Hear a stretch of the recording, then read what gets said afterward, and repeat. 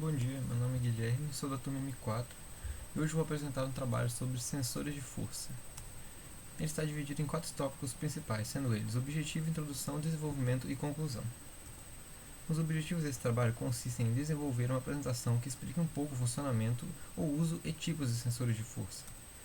Primeiramente, o que é um sensor de força? Ele é um sensor que ajuda a mensurar o quanto de força está sendo aplicada a um objeto e transformar esse valor em um sinal elétrico, e por isso ele é muito utilizado em algumas ferramentas como balanço dos equipamentos que medem força. Os sensores de força existentes são chamados de células de carga ou load cell. Mas o que são esses load cell? Existem 4 tipos de células de carga, e estes são o pneumático, o capacitivo, o extensômetro elétrico, o hidráulico, e todos estes utilizam dos princípios físicos que sofrem alguma mudança com a aplicação de força.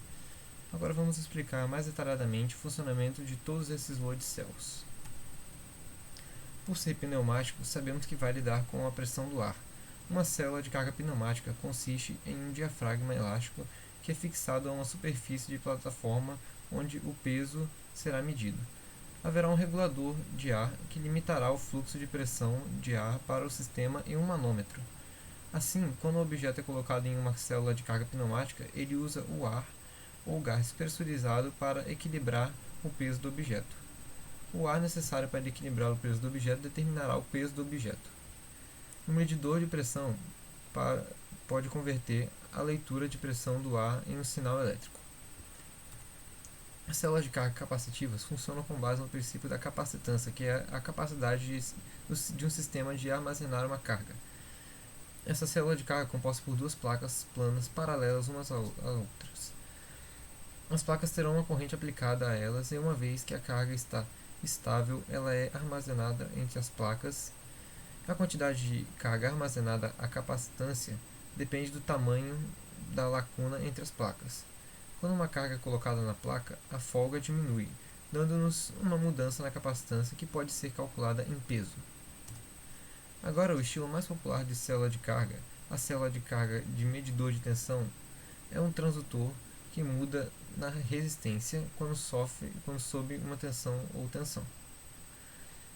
A resistência elétrica é proporcional ao estresse ou tensão colocada na célula, facilitando a calibração em uma medição precisa.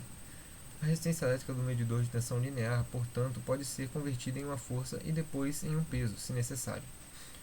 O circuito ponte de Wheatstone fornece medições incrivelmente precisas.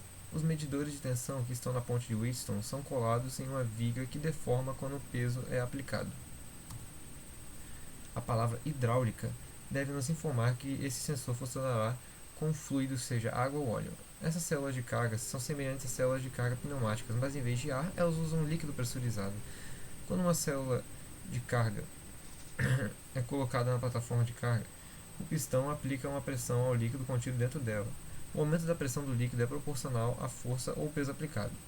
Depois de calibrar a pressão, você pode medir com precisão a força ou peso aplicado à célula de carga hidráulica. A leitura da pressão pode ser lida com um medidor analógico ou pode ser convertida em um sinal elétrico de um sensor de pressão.